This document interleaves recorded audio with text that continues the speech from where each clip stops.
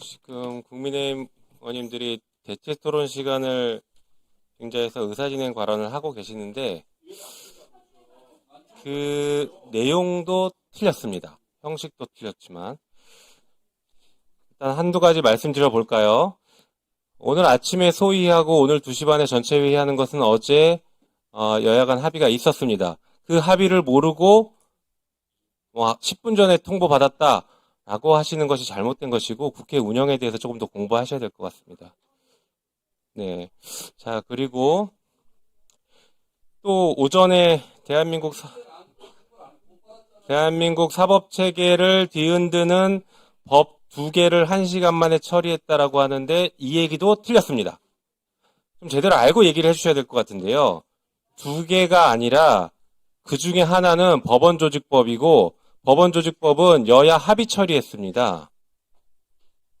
그리고 그 뒤에 1시간 이상 토론을 해서 우리가 그 재판소원에 대한 법을 처리를 했죠. 이 재판소원에 대해서는 잘 아시는 것처럼 오늘 오전에도 얘기 나왔지만 이미 2013년에 헌법재판소에서 헌법재판소법 개정 의견을 내면서 그 전에도 이미 공론화가 돼 있었지만 그때부터 헌법재판소는 끊임없이 재판소원 도입을 주장을 해왔고 오래된 논의입니다. 학계에서도 아주 오래된 논의고 시민사회에서도 아주 오래된 논의입니다. 그것이 무슨 어제 오늘 갑자기 이게 발생해서 통과시켰다라고 할 것은 아닙니다. 그러면 그동안 이 논의를 모르셨던 것을 반성해야죠. 이게 얼마나 오랫동안 논의됐는데 이제 와서 그런 얘기를 하십니까? 그리고 중요한 걸 또 하나 말씀드리겠습니다. 이게 위헌적이라고요? 재판소원이 위헌적이라고요? 자, 우리 그렇게 주장하시는 의원님들 가서 돌아가서 헌법 공부 처음부터 다시 하십시오. 헌법 교과서 처음부터 다시 읽어보십시오. 대한민국에서 헌법에 대한 해석, 헌법을 최종적으로 유권 해석할 수 있는 기관이 어딥니까? 그거 모르십니까? 헌법재판소예요. 그 헌법재판소가 이 재판소원 합헌이다라고 얼마나 많은 판결을 해왔습니까? 합헌이라고 판결을 이미 많이 했어요. 자, 오늘 오전에도 그렇고 지난번 회의 때도 법원행정처장 역시 헌법에 대한 최종 해석 권한은 헌법재판소가 가지고 있다고 했고 그 헌법재판소에서 합헌이라고 이미 여러 차례 했습니다.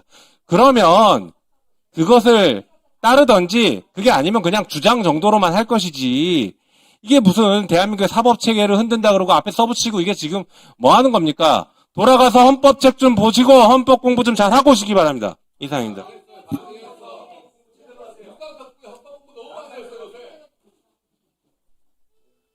네, 최혁진 위원님. 네, 오늘도 시작부터 계속 회의 방해만 하고 계시네요. 제가 이제 어제 사랑니를 뽑았기 때문에 지금 작은 목소리로 얘기를 하겠습니다. 적당히들 하시기 바랍니다. 뭐가 새로운 논입니까? 뭐가? 제가 법사위에 온 지 몇 달 되지도 않았는데 이거 법문도 다 외울 정도입니다. 지난번에도 엄청나게 많은 토론들을 나눴고, 예? 근데 무슨 처음 듣는 것처럼 거짓말도 좀 적당히 하시면 좋겠다라고 말씀드리고요.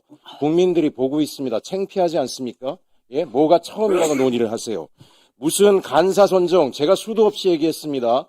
공직 이해 충돌 있는 사람 내세워가지고 간사해달라고 목리 부리는 거 국회의원 시기나 되는 분들이 그런 거 하시면 안 되는 거죠. 아이들도 보고 있습니다. 아이들도. 예? 법을 좀 지키시면서 이야기를 하세요. 본연의 회의에 집중해 주시기 바랍니다. 대체 토론으로 한두 가지만 질의하겠습니다. 보훈부 차관님. 네. 제가 지난번 상임위에서도 여러 가지 이야기를 했는데 오늘 법안 심의하면 제가 그때 조건부로 얘기했습니다.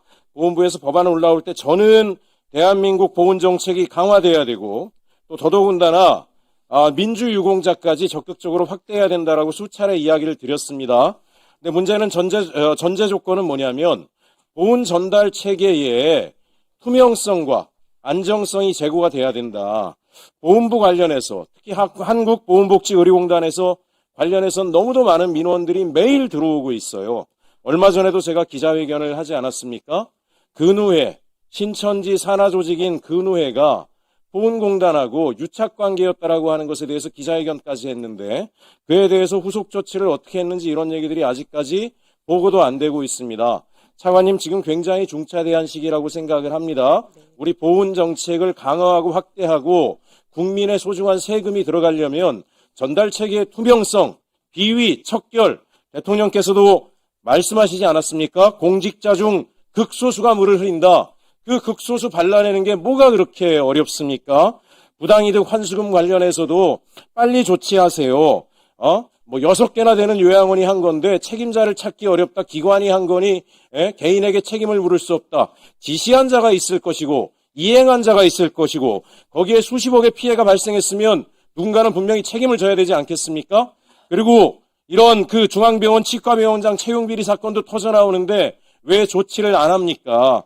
이런 조치하세요. 적극적으로 차관님이 총대를 메고 적극적으로 빠른 속도로 극소수의 비위 윤석열 정부 때 임명돼가지고 제가 어제 들으니까 핑퐁하고 있답니다. 근후에 대한 책임은 누가 질 거냐? 이사장이 질 거냐? 상임이사가 질 거냐? 어떻게 이재명 정부가 출범한 지 1년이 되도록 이런 일이 반복되고 있습니까? 반드시 조치해 주십시오. 적극적으로 조치하도록 하겠습니다. 또